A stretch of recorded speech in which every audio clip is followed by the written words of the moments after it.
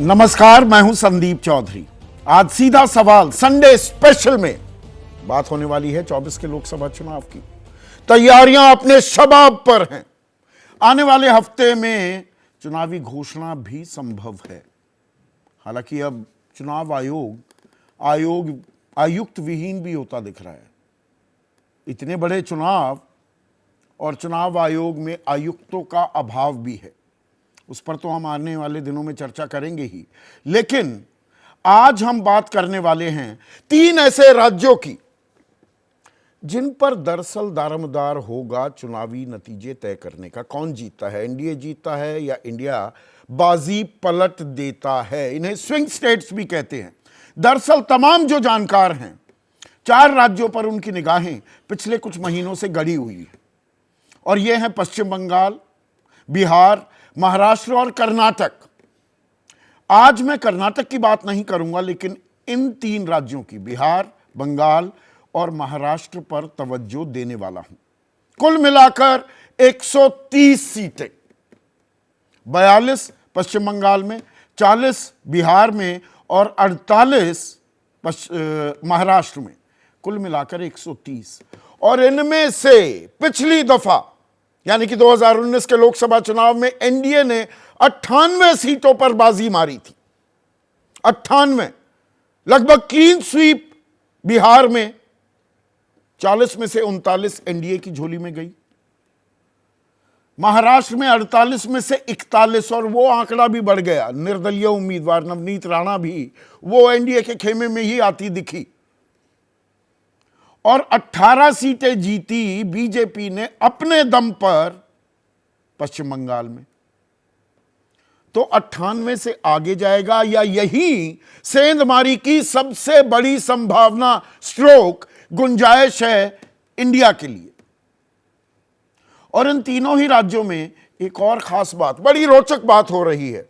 हम बात कर रहे हैं एनडीए की और इंडिया की, सत्ताधारी गठबंधन और विपक्षी महागठबंधन की। लेकिन यहां गठबंधन में पेंच लगातार उलझे हुए हैं, सुलझने का नाम नहीं ले रहे। और पश्चिम बंगाल में तो ऐसे उलझ गए हैं पेंच कि दरअसल वहां पर इंडिया गठबंधन अब अस्तित्व में है या नहीं, इस पर ही सवालिया निशान लग गया है। और निशान क्यों लगा? क्योंकि जो 42 सीटें हैं, 42 की 42 सीटों पर ममता बनर्जी ने तृणमूल कांग्रेस के उम्मीदवारों को उतार दिया। बाकायदा आज एक परेड कराई मंच पर अपने 42 उम्मीदवारों की। 6 मुसलमान, 12 महिलाएं और 16 सांसदों में से 4 के टिकट भी काटे। कुल मिलाकर 22 सांसद थे। और यहां पर दिलचस्प बात क्या है, स्टार स्टडेड एक लिस्ट निकाली है। इसमें 7 दल बदलू भी हैं। वो तृणमूल में कभी नहीं थे, तृणमूल में बाद में आए। पर मैं स्टार कैंडिडेट्स जो हैं उनके नाम आपके सामने पेश करता हूं। शत्रुघ्न सिन्हा आसनसोल से होंगे, कीर्ति आजाद दुर्गापुर से, यूसुफ पठान, मशहूर क्रिकेटर यूसुफ पठान को बहरामपुर से उतार दिया गया है, जहां पर कांग्रेस के बड़े नेता, लोकसभा में नेता प्रतिपक्ष अधीर रंजन चौधरी, वो सांसद हैं और वो भड़के हुए हैं कि एक बाहरी को उतार दिया ममता दीदी ने। ये ध्रुवीकरण करने की कोशिश कर रही हैं। कांग्रेस, तृणमूल कांग्रेस पर आरोप लगा रही है कि ध्रुवीकरण की कोशिश हो रही है। सायोनी घोष जादवपुर से, ये जानी मानी अभिनेत्री हैं। जून मालिया एक और अभिनेत्री, और शताब्दी रॉय मेदिनीपुर और बीरभूम से इन्हें भी उतारा गया है। अब यहां पर कांग्रेस के वरिष्ठ नेता हैं राजीव शुक्ला। वो क्या बयान दे रहे हैं, इस पर भी गौर फरमाइए। वो कह रहे हैं सीट शेयरिंग अलग चीज है, इंडिया में होना अलग चीज है। टीएमसी इंडिया में है, जैसे पंजाब में आपके साथ सीट शेयरिंग नहीं है लेकिन दिल्ली में है। अरे दिल्ली में तो है आम आदमी पार्टी के साथ, राजीव शुक्ला जी। तृणमूल के साथ कहां आपका गठबंधन है?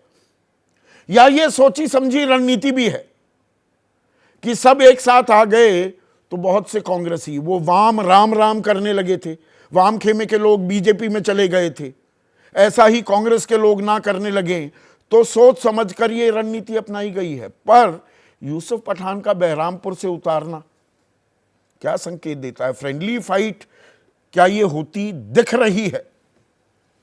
अब बात करेंगे बिहार की।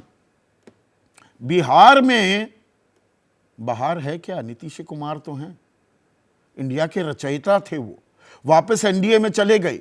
एक बड़ी वजह उनके वापस एनडीए में जाने की ये थी कि अरे ये तो बहुत देर लगा रहे हैं भैया, सीट शेयरिंग करने का नाम ही नहीं ले रहे। और बिहार में सीट शेयरिंग होने का नाम नहीं ले रही, लेकिन नीतीश कुमार चुप्पी साधे बैठे हैं या अड़े हुए हैं कि भाई 17 सीटें चाहिए। 17 बीजेपी की थी, 17 मेरी थी। 2019 में 16 मेरे जीते, 17 नहीं तो 16, उससे नीचे मैं आने को तैयार नहीं। पर खबर क्या आ रही है? खबर यह आ रही है कि बीजेपी 20-22 सीट चाहती है, 12-13 देना चाहती है वो जेडीयू को। क्या जेडीयू इसके लिए मान जाएगी? और एक प्रॉब्लम ऑफ प्लेंटी तो है ही, चाचा और भतीजा। मैं नीतीश और तेजस्वी की बात नहीं कर रहा हूं, पशुपति पारस और चिराग पासवान, उनके खाते में 4 सीट देने की बात हो रही है। हाजीपुर में चाचा भतीजा अड़े हुए हैं, भतीजा कह रहा है मैं लड़ूंगा, चाचा कह रहा है कि मैं लड़ूंगा, और 4 में दोनों मान भी जाएंगे। मांडवाली हो जाएगी क्या? फिर उपेंद्र कुशवाहा हैं, क्या वो 1 पर मान जाएंगे? जीतन राम मांझी हैं, मुकेश सहनी, क्या ऐसे ही निपटा दिया जाएगा? और ये पेच कब सुलझेगा? जबकि यहां पर अब जो इंडिया बचा है जेडीयू जाने के बाद, एक स्कैर्सिटी की प्रॉब्लम भी है। एक जगह प्रॉब्लम ऑफ प्लेंटी है कि बहुत ज्यादा दावेदार हैं। इंडिया में दरअसल बिहार में क्या उतने दावेदार हैं भी? कांग्रेस को 5-7 सीटों से ऊपर देने का मन नहीं लग रहा है कि बना है लालू प्रसाद यादव का। दूध का जला छाछ भी फूक फूक कर पीता है। 70 विधानसभा सीटें दी, 19 पर जीत हासिल कर पाई कांग्रेस। अच्छा स्ट्राइक रेट होता, आधे में भी आ जाते तो सरकार तेजस्वी की अगुवाई में बन सकती थी 2020 में। तो वाम खेमा और कांग्रेस मिलाकर 10 सीट, तो 30 आरजेडी के पास उम्मीदवार हैं क्या? और तभी ये ऑफर की बातें सामने आ रही हैं, चिराग पासवान आप 10 सीट भी ले लो, आ जाओ हमारे साथ। अब किसके हनुमान बनेंगे? अभी तक तो बने हुए हैं, पूरी वफादारी दिखाई है नरेंद्र मोदी से, बीजेपी से चिराग पासवान ने, लेकिन नीतीश के गले की हड्डी भी हैं, दुखती रग भी हैं। नीतीश ससम्मान से चिराग को एनडीए में आ तो गए हैं, सीट देने के लिए तैयार होंगे भी या नहीं? और उससे भी बड़ा पेच अटका हुआ है महाराष्ट्र में। 48 सीटें, जैसा मैंने आपको बताया 41 एनडीए के खाते में गई, लेकिन अब वो पुरानी शिवसेना तो है ही नहीं। असल शिवसेना तो एकनाथ शिंदे की शिवसेना बन गई है। और एनसीपी भी 2 फाड़ हो गई है। बीजेपी 31 से 32 सीटें लड़ने का मन बना रही है, 10 सीटों पर समेटना चाहती है एकनाथ शिंदे गुट को, जो अब असली शिवसेना है। उसमें भी 2 बीजेपी के उम्मीदवार हों, 8 उनके हों, तो क्या एकनाथ शिंदे मान जाएंगे? और 5 से नीचे में ही सिमटा दिया जाएगा क्या अजित पवार को, असली एनसीपी को? ये बहुत सारे पेच हैं। वहां पर पहुंचे थे गृह मंत्री अमित शाह, बीजेपी के चाणक्य, 2 टूक बातें भी सुना दी घटकों को। विधानसभा चुनाव भी इसी साल होने वाले हैं कि वहां पर आपका इंतजाम कर दिया जाएगा, कॉम्पनसेट कर दिया जाएगा, मुआवजा दे दिया जाएगा। पर क्या तैयार हो जाएंगे? और इंडिया गठबंधन की बात करें तो 27 फरवरी, आज से लगभग 2 हफ्ते पहले, विश्वस्त और पुख्ता सूत्रों ने बताया था जी घोषणा कर देंगे, सीट शेयरिंग हो गई। 12 दिन हो चुके हैं उस बात को। सीट शेयरिंग का फॉर्मूला सामने आने का नाम ही नहीं ले रहा। जो आ रही है बात सामने कि शिवसेना 20 पर, कांग्रेस 15 पर, एनसीपी 10 पर और वंचित बहुजन अघाड़ी प्रकाश आंबेडकर की पार्टी वो 3 पर, इसमें 2-3 ऊपर नीचे हो सकती हैं, पर इसमें भी पेंच अटका हुआ है। 6 सीटें हैं मुंबई शहर की लोकसभा की।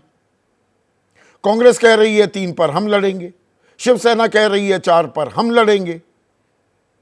लड़ेंगे अड़ेंगे, ये खेल कब तक चलेगा? और लड़ाई 130 सीटों की है, इसी पर आज चर्चा। ऐसे में आज का सीधा सवाल, 130 सीटों का घमासान, ये बंटवारा नहीं आसान, और 24 जीतने का आधार बंगाल, महाराष्ट्र, बिहार। जैसे ही घड़ी का काटा दोपहर 2:30 पे आए, बबीता जी का दिल सास बहू साजिश के लिए मचल जाए। और ये है इनकी बहू, पूरे दिन ऑफिस की टेंशन हो जाए गॉन जब ये करें अपना फेवरेट शो फ्री टाइम पे ऑन। इनकी तरह आप भी देखें अपना फेवरेट शो अपने टाइम पर और डाउनलोड कीजिए एबीपी लाइव ऐप अपने स्मार्ट टीवी पर।